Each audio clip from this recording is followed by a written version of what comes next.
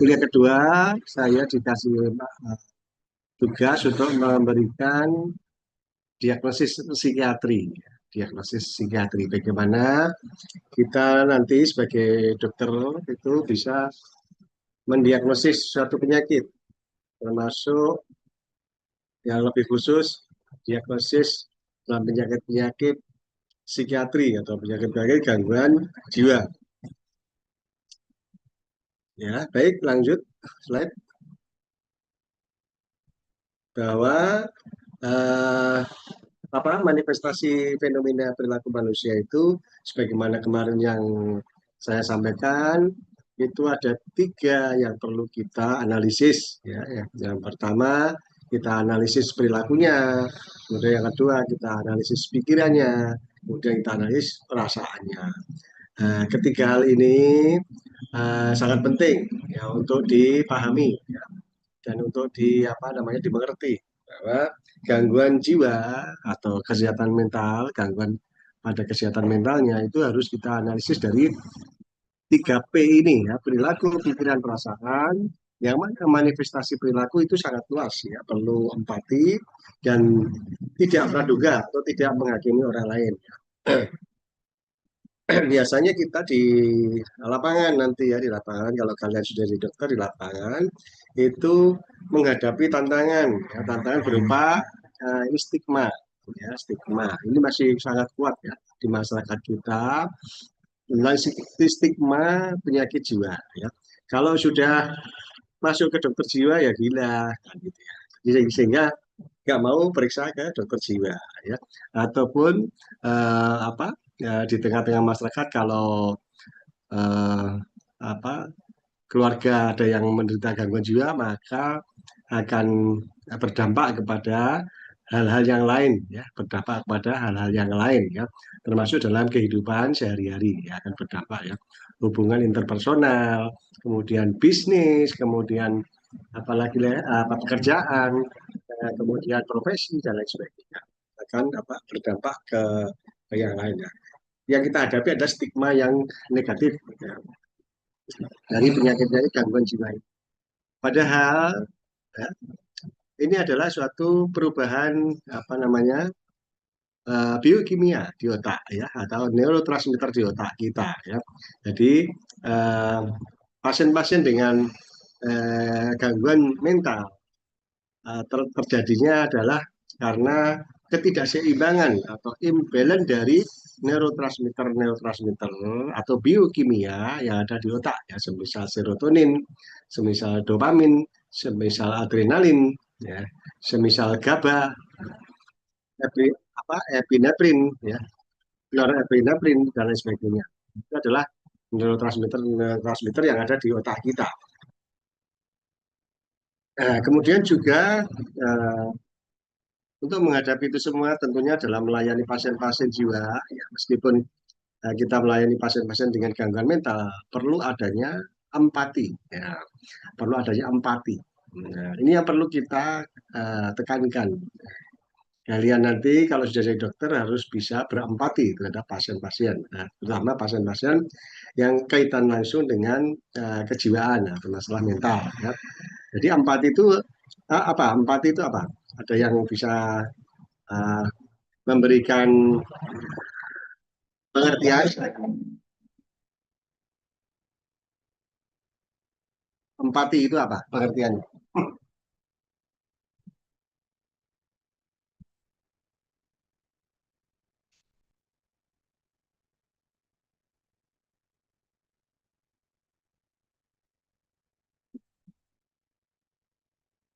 Ada yang bisa mungkin ada yang nomor berapa ya, nomor urut berapa ya, nomor urut dari nomor urut berapa kemarin ya, 7 atau 8, nomor urut 8 siapa?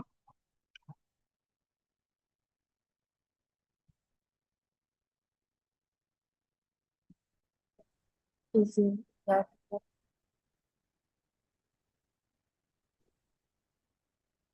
Ya silakan, siapa? Ya Mbak, siapa, Mbak Fauzia ya nggak salah ya. Dan izin. Ya apa itu empati, itu apa empati? Eh,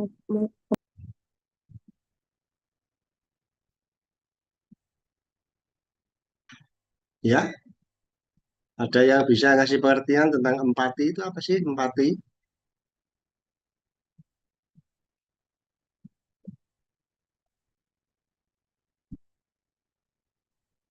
Dokter, saya mungkin izin untuk jawab. Siapa ini Mbak siapa namanya? Ayu Aisyah, dokter. Kak Ayu Aisyah. Nah, rumahnya mana? Dari mana asalnya? Saya asli Malang, dokter. Oh, Malang saja. Ya, Iya. silakan. Nah, iya Jadi, sih, Aisyah. mungkin Empati adalah itu adalah kemampuan jadi seseorang itu untuk memahami dan juga merasakan apa yang dialami oleh orang tersebut. Jadi misalnya kayak misalnya contoh ada teman yang berbicara ke kita. Jadi Syah, aku itu kayak lagi putus cinta gitu. Nah, kita kan semestinya nggak tahu tuh gimana rasanya putus cinta, tapi kita itu memikirkan bagaimana rasanya kalau ada di posisinya dia begitu mungkin dokter. ya baik ya. Ah, bedanya dengan simpati apa? Kalau simpati,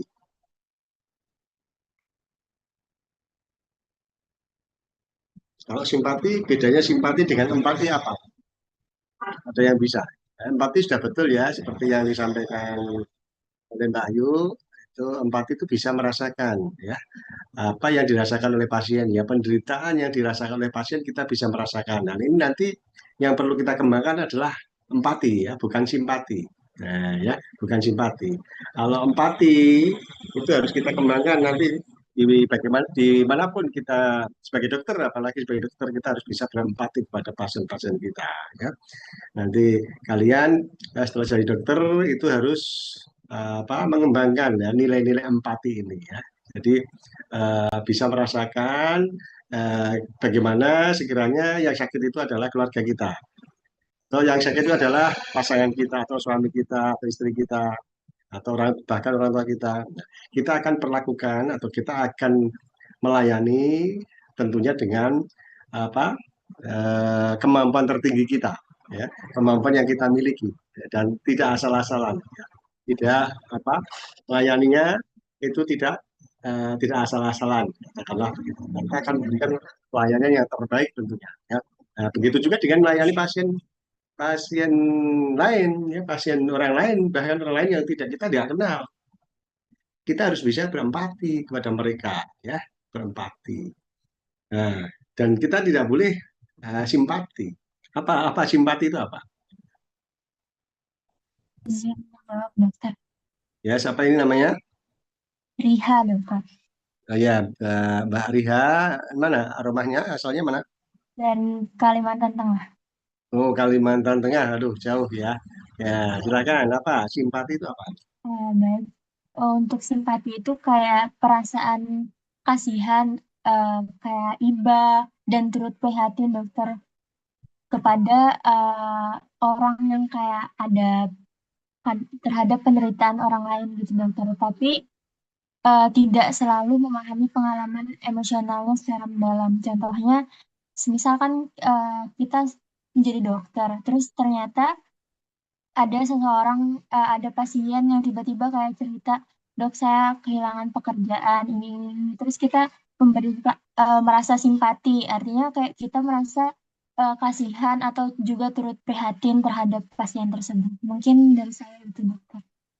Ya, jadi kalau simpati itu kita ikut larut ya, larut dengan penderitaan orang lain ya, simpati terenyuh bahasa Jawanya itu terbawa ya baper ya baper katakanlah seperti itu ya baperan ngikut larut ya sedangkan empati tidak ya kita tidak ikut ya larut ya perasaan emosional kita itu tidak larut ya empati tapi kita berikan kita bisa merasakan bagaimana posisinya ketika yang sakit itu kita atau keluarga kita atau orang tua kita atau anak kita posisinya kita posisikan seperti itu sehingga kita akan memberikan pelayanan yang terbaik yang kita miliki. Sedangkan simpati itu larut, ya, larut dalam perasaan, larut dalam apa namanya kesedihannya mereka, penderitaan mereka, kita larut dan apa namanya berusaha memberikan apa segalanya, ya, namanya larut ya. Pokoknya misalnya, waduh, saya ini anu apa itu sakit ini sakit itu uang ini nggak ada uang, jika kamu ngasih uang akhirnya kan gitu ya, sampai kasih uang dan sebagainya. Itu namanya larut ya, kasihan ya, kasihan yang berlebihan. Baik.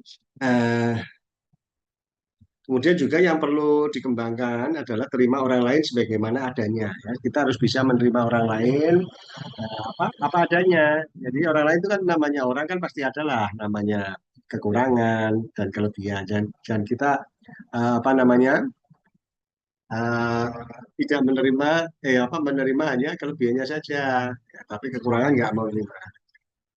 Oleh karena itu yang perlu dikembangkan adalah penerimaan apa adanya terhadap orang lain itu. Ya, sehingga kalau ini kita terapkan dalam praktek klinis kita, tentunya kita bisa akan memberikan solusi yang tepat pada pasien-pasien kita. Slide.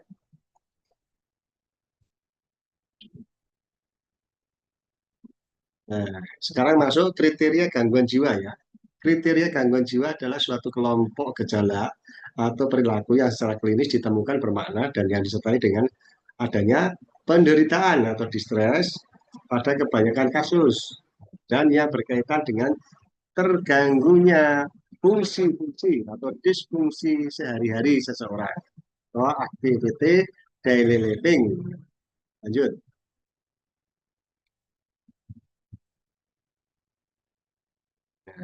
Definisi kesehatan menurut WHO yang kemarin juga kita singgung. Jadi orang sehat jiwanya adalah seseorang yang merasa sehat dan bahagia, ya, mampu menghadapi tantangan hidup. Jadi kalau nggak mampu menghadapi tantangan hidup ya berarti belum sehat, ya, gitu ya. Nah, itu definisinya kesehatan ya menurut WHO. Kemudian dapat menerima orang lain sebagaimana adanya. Ya, tadi ya dapat berempati atau tidak secara a priori berpandangan negatif terhadap orang lain atau kelompok berbeda ya nggak mau nyapa dan lain sebagainya. Nah, itu masuk ya definisi dari kesehatan jiwa. Ya. Kemudian juga memiliki sikap positif terhadap diri sendiri dan orang lain.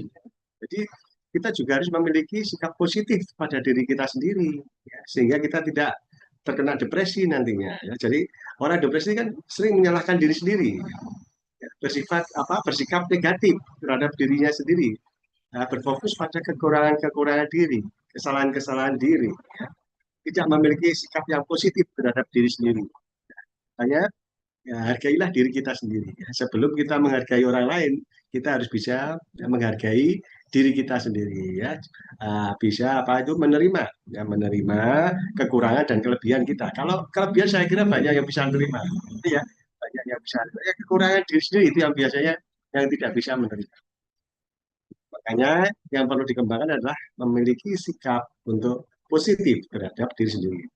Dan juga tidak lupa memiliki sikap positif terhadap orang lain itu sangat penting ya selalu berpikir positif terhadap orang lain meskipun kadang ya kadang itu orang lain akan memperlakukan kita tidak sebagaimana yang kita inginkan bahkan perbuatan-perbuatan baik kita yang kita berikan pada orang lain kadang dibalasnya sebaliknya kadang ya ya kadang sebaliknya tapi tetap kita harus tetap bersikap positif terhadap orang lain terus lanjut.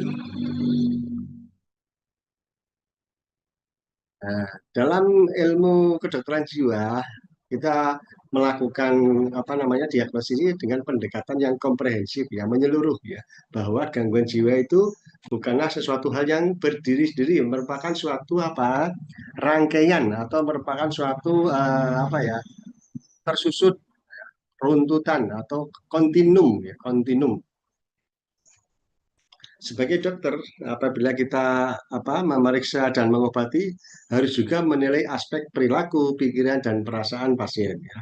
Berlaku untuk sebaliknya juga. Jika keluhan utama adalah keluhan mental, jangan lupa juga menjajaki fisiknya juga, ya, menjajaki fisiknya juga. Slide.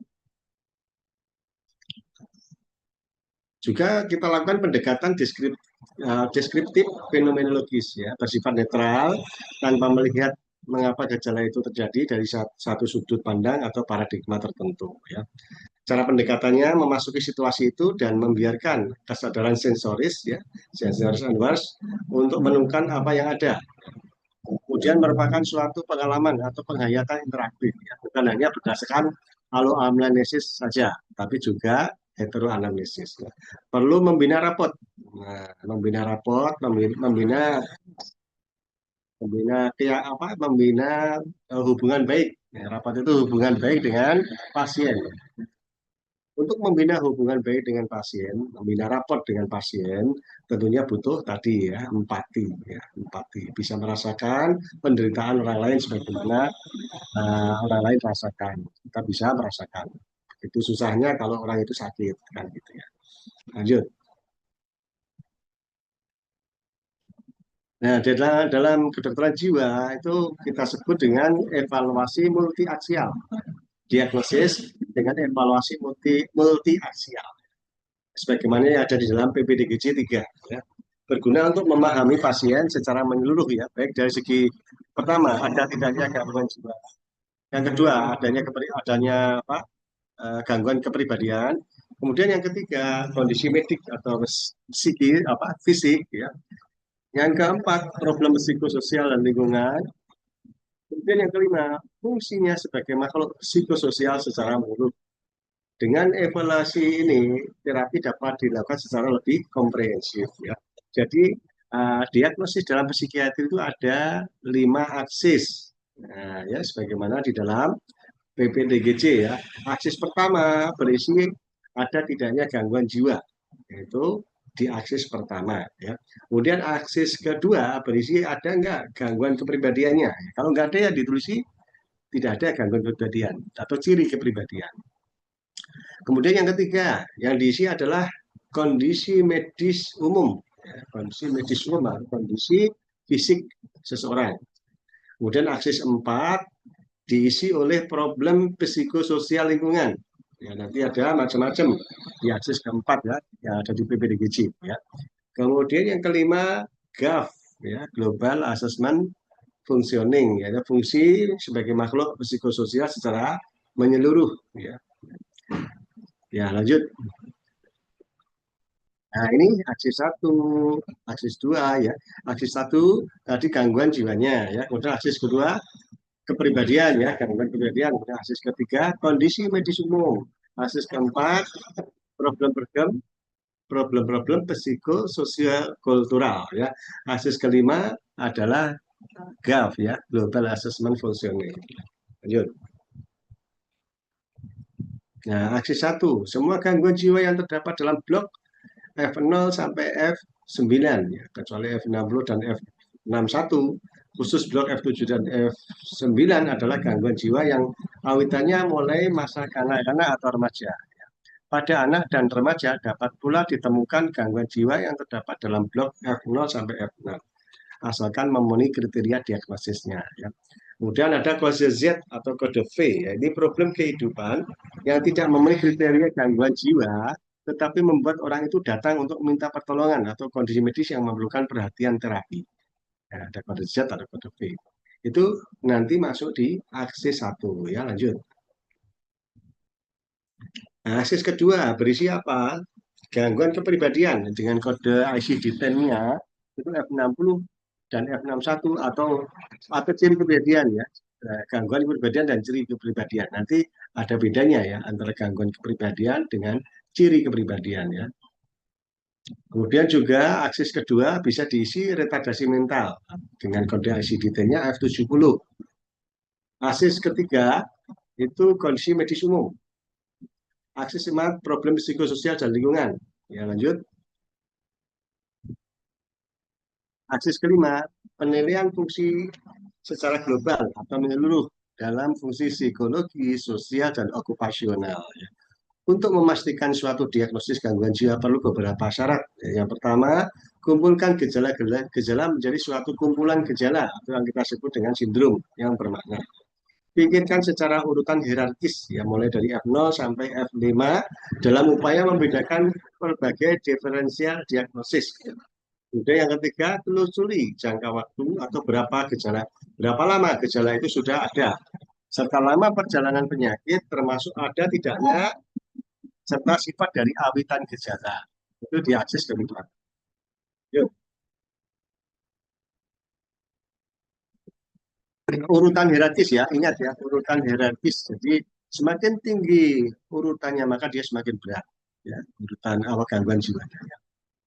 Urutan hierarkis definisinya adalah pada umumnya gangguan jiwa yang secara hierarkis terletak dalam urutan di atas mempunyai lebih banyak unsur gejala dari gangguan jiwa yang terletak dalam blok yang di bawahnya. Ya. Jadi kalau sudah gangguannya tertinggi, misalnya F00 itu sudah paling berat. Itu pasti gejala-gejala di bawahnya itu ada, muncul. Muncul.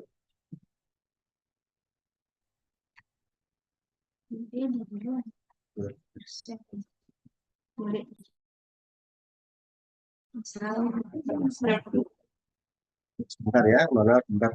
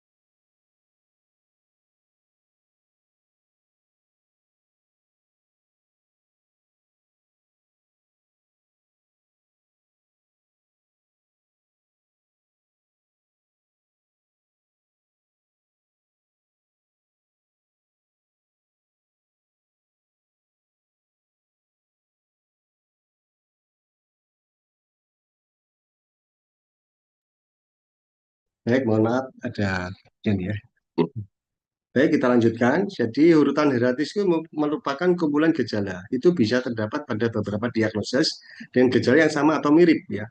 Upaya untuk memastikan sebuah diagnosis sering sukar jika hanya didasarkan pada satu kumpulan gejala saja. Makin ke atas hierarki biasanya makin berat ya. Jadi F00 itu berat atau F10 berat atau F20. Maka F30, F40 itu sebagian gejalanya akan masuk ke F20 juga ya.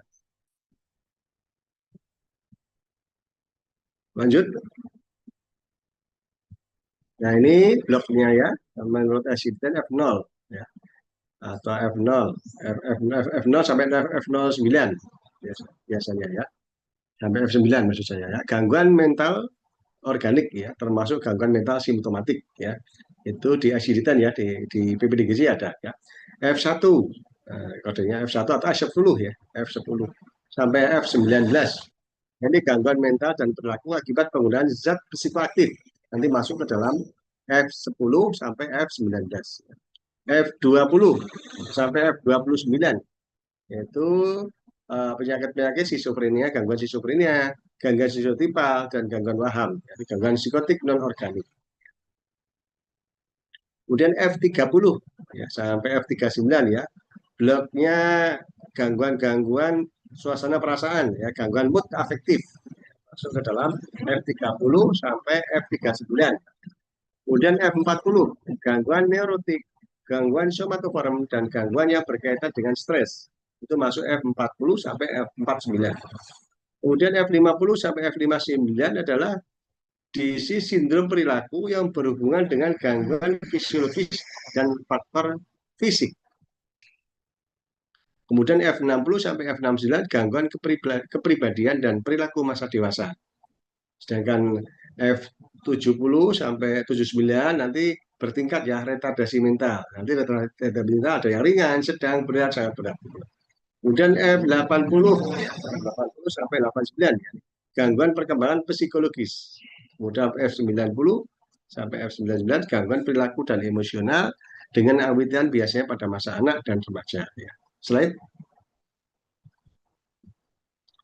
Blok-blok gangguan jiwa secara rinci yang memuat di sini hanya ciri khas dari kelompok gangguan jiwa atau gangguan jiwa yang spesifik ya, bukan kriteria diagnosis. Nah, F00 sampai F09 gangguan mental organik ya, termasuk gangguan mental simptomatik ya, PPDGJ.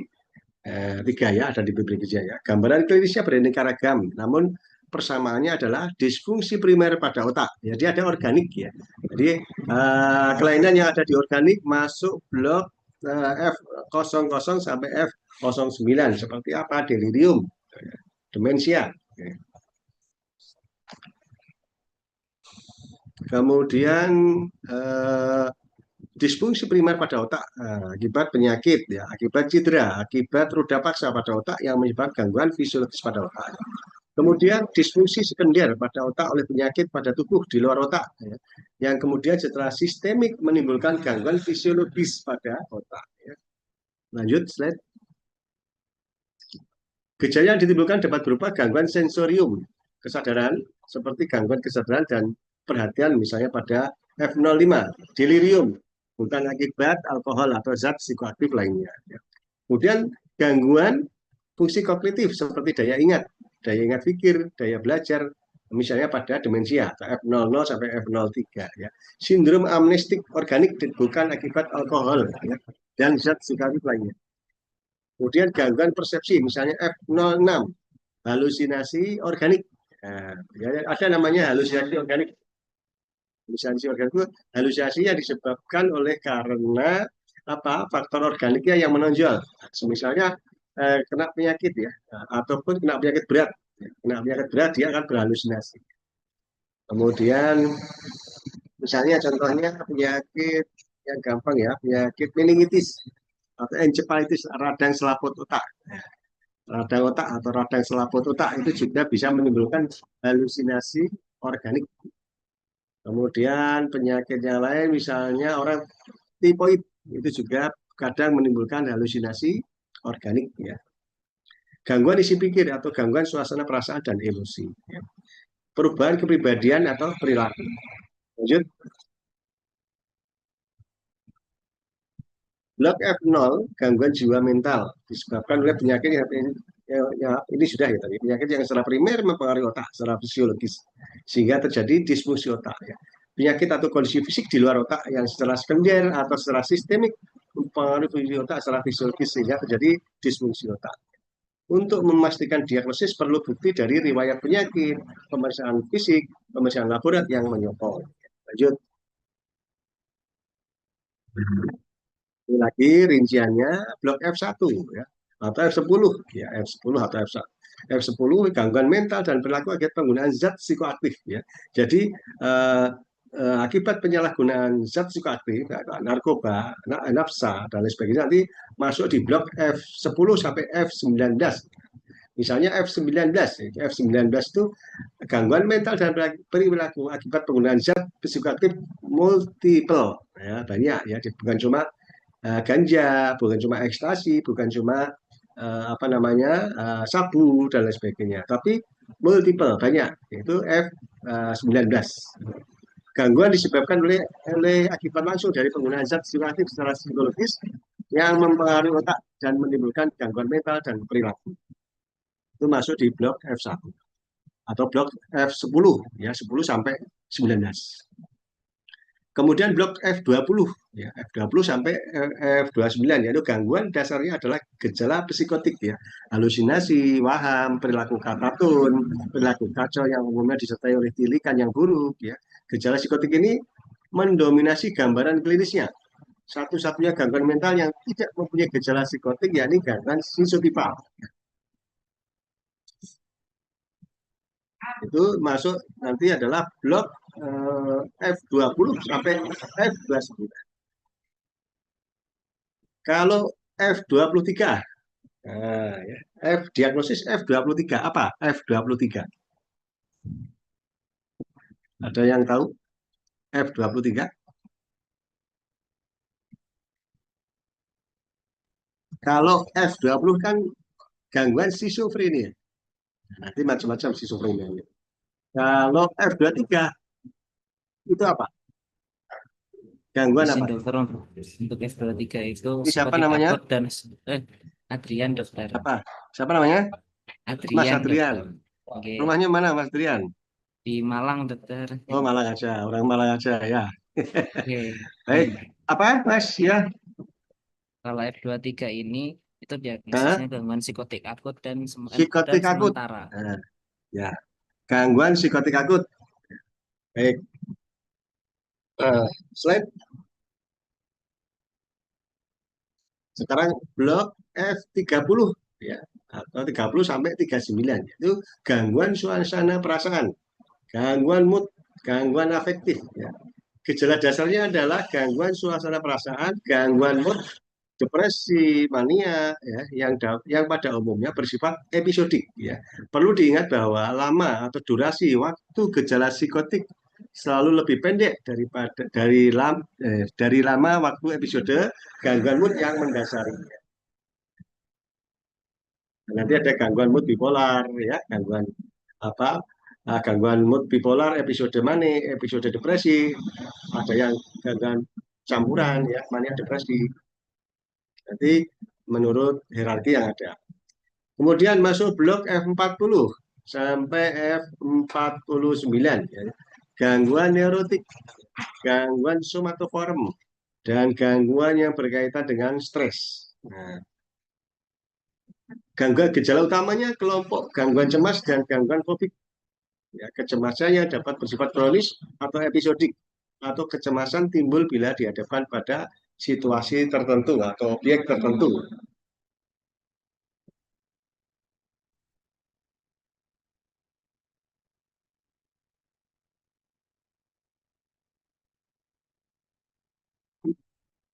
Baik, lanjut slide.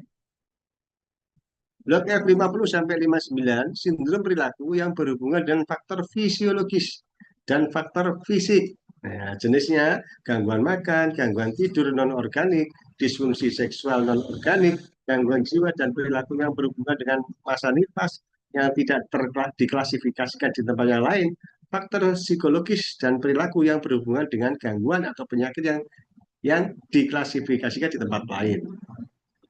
Itu masuk blok F50 sampai 59. Blok F60 sampai 69, ya, ini gangguan kepribadian dan perilaku masa dewasa. Khusus, ya, untuk ini khusus catatannya.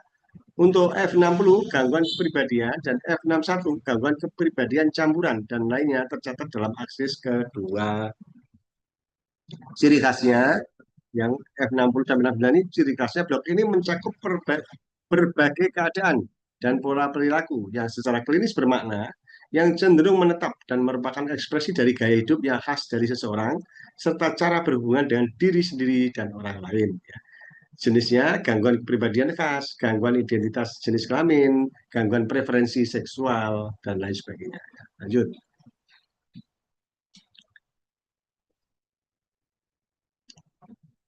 Slide.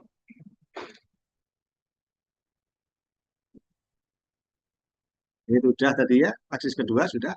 Masuk aksis kedua, ya, jadi F60 itu masuk aksis kedua. Lanjut aja. Nah, ini lebih rinci lagi, F61 gangguan F61, ya. Tadi F60, F61-nya ini F62, F63, 64, 65, 66, 68. Itu nanti bisa dibaca sendiri. Ya, lanjut. Nah, sekarang masuk blok F70. 70 sampai 79, ya kan. F70 adalah diisi oleh retardasi mental. Ya, retardasi mental ini awitan usianya kurang dari 18 tahun. Jika IQ-nya di bawah 70 dan awitannya baru timbul setelah usia 18 tahun, terjadilah demensia. Diagnosisnya adalah demensia. Ya.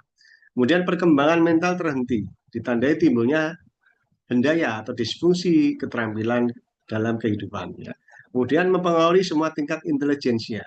Biasanya tes psikometriknya IQ-nya kurang dari 70, nanti bervariasi dari ringan sampai sangat berat. Ya, itu nanti masuk di blok F70 sampai 79. Kemudian blok 80 sampai 89, yakni gangguan perkembangan psikologis. Jenisnya gangguan perkembangan khas, ya, disfungsi pada satu aspek perkembangan saja. Biasanya IQ-nya normal, dibagi lagi menjadi gangguan berbicara, gangguan berbahasa, belajar, motorik, campuran, pervasif, gangguan emosional. Ini masuk F80 sampai F83. Sedangkan F84 gangguan perkembangan pervasif. Ya, ini abnormalitas, ya, kualitatif dalam interaksi timbal balik dengan orang lain, sehingga akibatnya pada kasus yang berat terjadi retardasi mental, awitan dalam masa bayi atau di bawah usia 5 tahun. Itu di F84. Slide F90, ya. F90 gangguan perilaku dan emosional dengan awitan biasanya pada masa kanak dan remaja. Ya, jenis-jenisnya F90 gangguan hiperkinetik. Ya, nanti eh, apa itu ada ADHD ya, ada ADHD dan sebagainya ya. Kemudian F91 gangguan tingkah laku. F92 gangguan campuran tingkah laku dan emosi.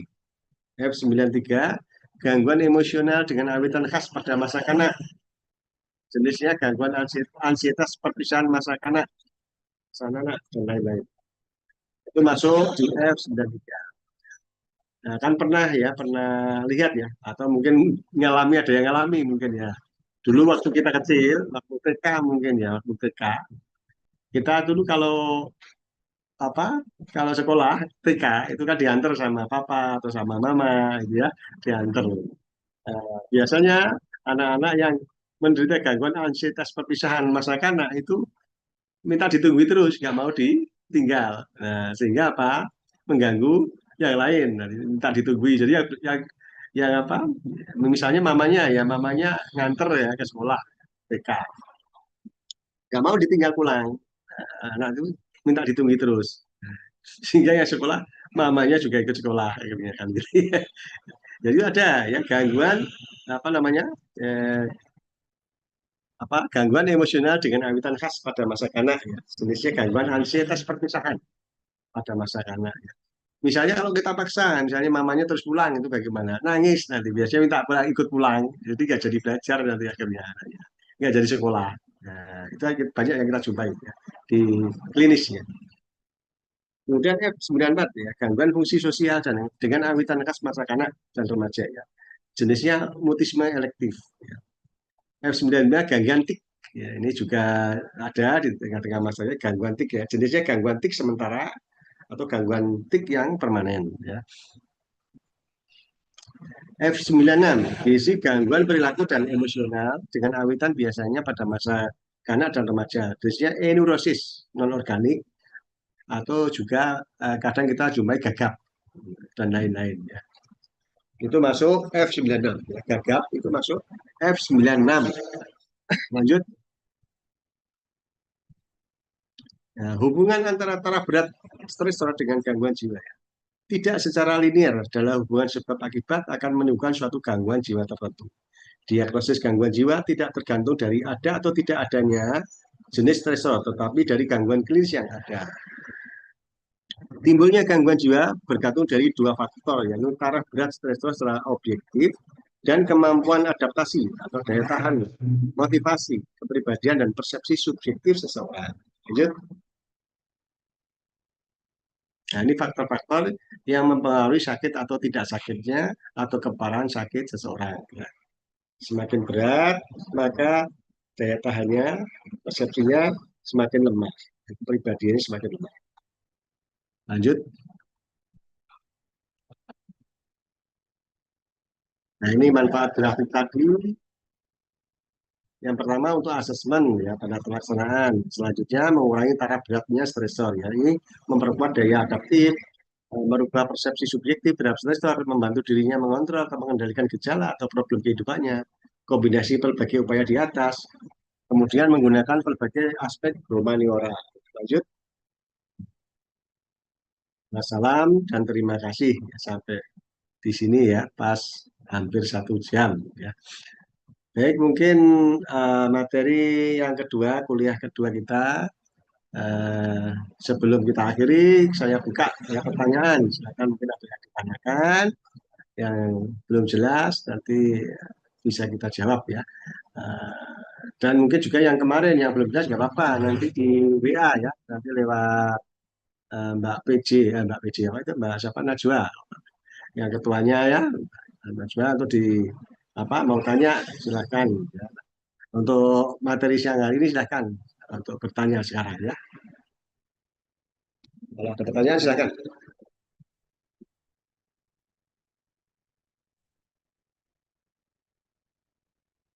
Izin bertanya, dokter. Yang siapa dikenalkan dulu, namanya siapa? Nama saya Fauzia, dokter. Siapa? Oh, Fauzia lagi ya, Fauzia, silakan.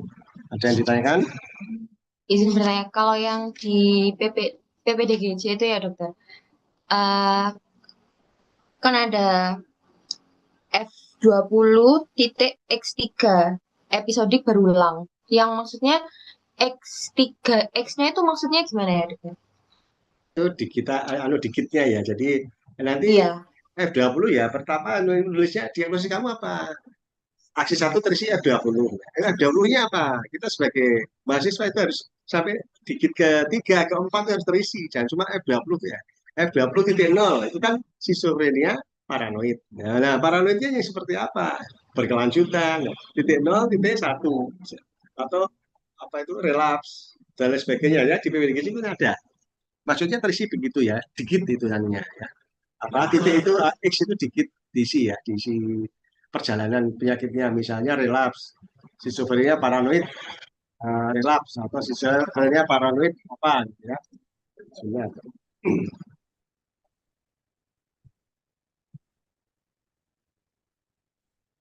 Nah, jadi X itu diisi anunya, diisi perjalanan ya, perjalanan dari schizophrenia itu kalau F20 ya.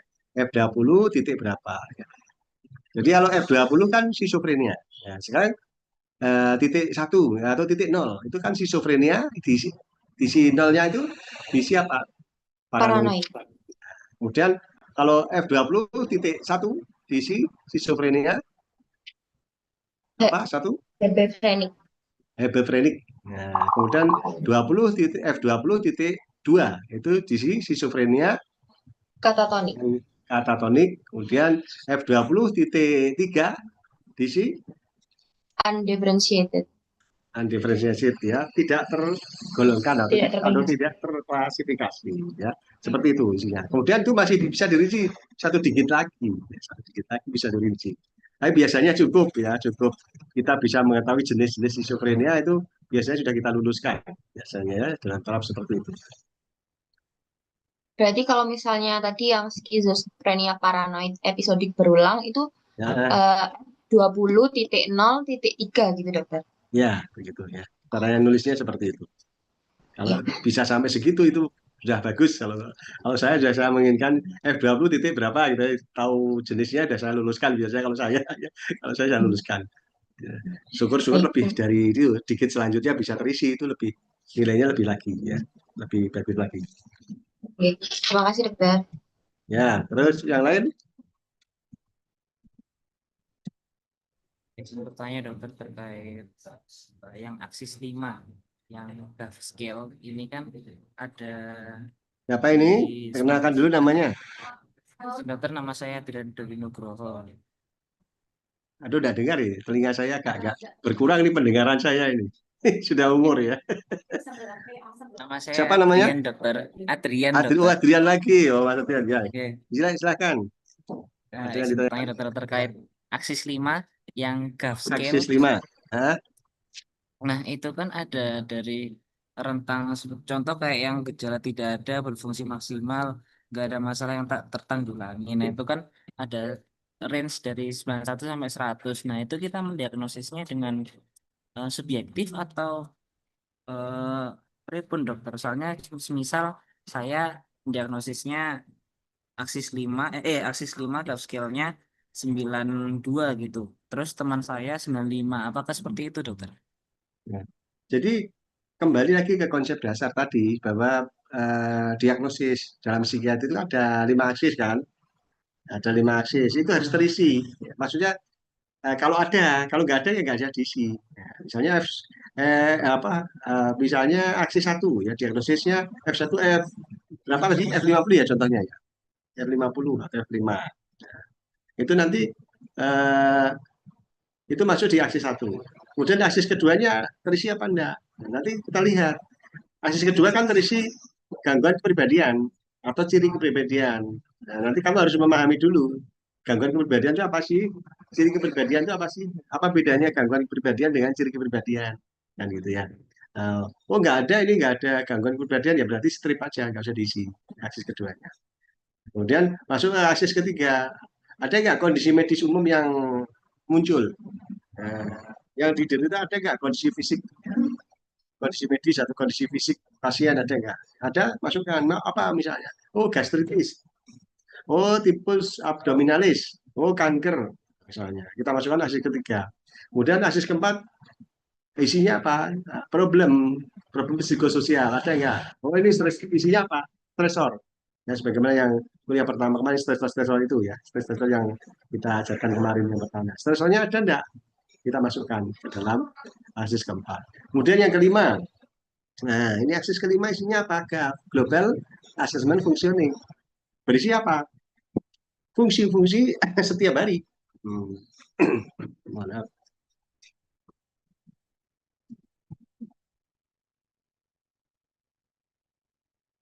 Nah, fungsi-fungsi sehari-hari ya. Kira-kira fungsi apa saja? Fungsi-fungsi sehari.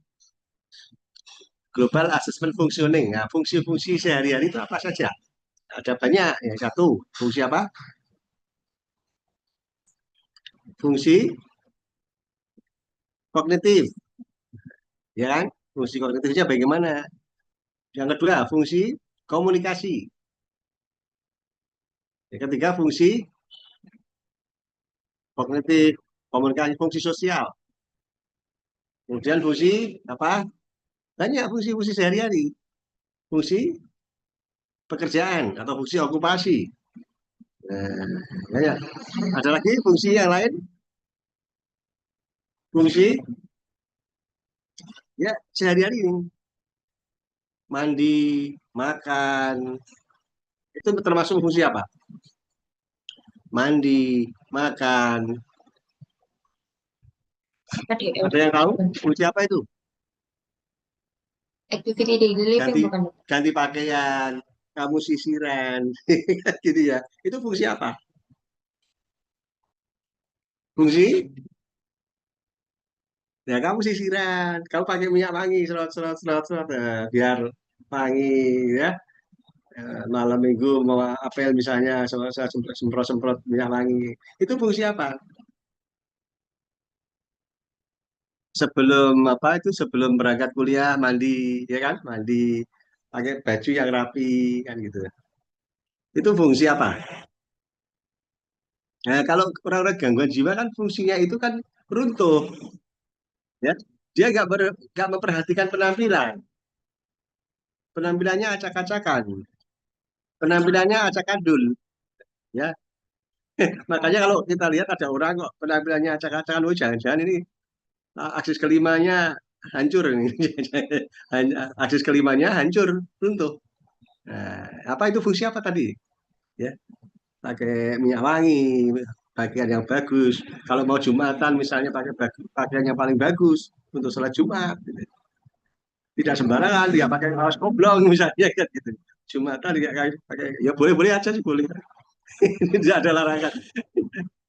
Tapi kan penampilan apalagi penampilan pada Allah mau sholat Jumat itu ya kan penampilannya kan harus wangi, harus apa itu berpakaian yang paling bagus mau mengacu sama Allah kan gitu. Tidak asal-asalan. Itu fungsi apa namanya? Ada yang tahu?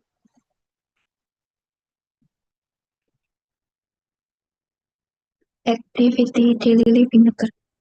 Activity yang lebih spesifik. Ya, itu betul. Tapi yang lebih spesifik lagi bahasa ya. Fungsi tadi kan ada fungsi sosial, fungsi komunikasi, fungsi okupasi atau pekerjaan, fungsi kognitif, fungsi emosi, ya, fungsi apa lagi? Yang ini yang saya gambarkan tadi masuk fungsi apa itu? Ada satu yang belum ada satu yang belum dijawab. Kan gampang. Motorik, Eh? motorik Motorik, bukan, dokter? bukan. Oke. Dia pakai motorik, itu pakai motorik. Ini pakai motorik ya. Bukan. Fungsi apa? Ini kadang ujian anak apa? Mahasiswa kelas biasanya saya keluarkan. Dia kesulitan, padahal kan gampang loh. Ini pakaian kamu pakaian tiap hari ganti enggak? Ganti dong, ganti. Kalau itu namanya fungsi apa? Ya, apa fungsi apa? Nanti saya kasih tahu kamu. Oh, kan gitu semua nanti. Oh, itu toh. Fungsi apa itu? Ini loh, kamu mandi, ya kan? Kamu kalau mandi berapa kali sehari? Mandi dua dokter, minimal dua. 2 kali sehari. Kalau di Indonesia 2 kali sehari, kadang 1 kali sehari kalau tidak sempat gitu ya. Kalau di Mekah lain lagi. Kalau di Mekah itu 2 hari, 3 hari nggak mandi nggak apa-apa. Bukan gangguan jiwa, bukan gangguan jiwa, karena lain iklimnya yang bagaimana kemarin kita sampaikan. Tapi kalau di Indonesia kita nggak mandi 2 hari aja sudah baunya sudah menyengat ya. 3 hari nggak mandi baunya menyengat ya. Makanya pasien-pasien kita ya pasien-pasien gangguan jiwa itu khas. Hidung saya itu sudah sensitif gitu. Sama kalau gangguan jiwa itu sudah sensitif. Oh ini gangguan jiwa. Enggak pernah mandi ya. Mandi seminggu sekali. Itu pun kalau mau. Ya. Itu fungsi apa? Mandi, makan, ganti Self care pakaian. dokter. Hah? Apa? Self care dokter. Nah, ini baru ketemu lah. Fungsi perawatan diri. Nah, ya kan? Oh, iya itu susah jawab itu. Susah jawab. Oh, saya kata kalian, mas apa kakak-kakak kalian sedang fungsi apa yang ini? Aduh, apa? Aduh, apa ya fungsi? Fungsi perawatan diri itu penting, ya penting. Ya kamu kalau kamu sudah nggak mau merawat diri misalnya ya, jilbab nggak pernah disetrika, ya apa itu keburu-buru apa mau masuk apa kuliah jilbab nggak disetrika gitu ya, tikel-tikel ya apa kerut-kerut jadi pakai aja jilbabnya. Ini mulai ada gangguan apa ya ini? Gitu ya. Nah, tidak diperhatikan penampilannya, perawatan dirinya sudah runtuh, ya, mulai menurun katakanlah seperti itu. Ya. Jadi akses kelima berisi itu, berisi GAF ya, Global Assessment Functioning. Ya, itu secara menyeluruh semua fungsi, semua fungsi. Nah itu kamu masukkan nanti di akses kelima. Yang kamu tanyakan apa lupa saya, sampai ngelantur ke sana saya. Apa akses kelima? Apa F50 tadi? Oke, dokter yang aksis 5, yang GAF Ya akses scale-nya. 5 kan gitu ya. Nanti itu kalau ujian nanti harus detail, harus tahu. Ya, akses 1 siapa, akses 2 siapa, akses 3. Itu muter-muter aja di situ. Saya dulu pengalaman gitu, muter-muter jadi bingung juga saya dulu ya Mas. Kalau nggak mahasiswa kan nggak bingung. Ya, kalau nggak mahasiswa bingung, bingung mahasiswa bingung kan biasa. Nanti setelah diajari kan nggak bingung. Ya, lanjut mungkin ada pertanyaan lain ya, silakan.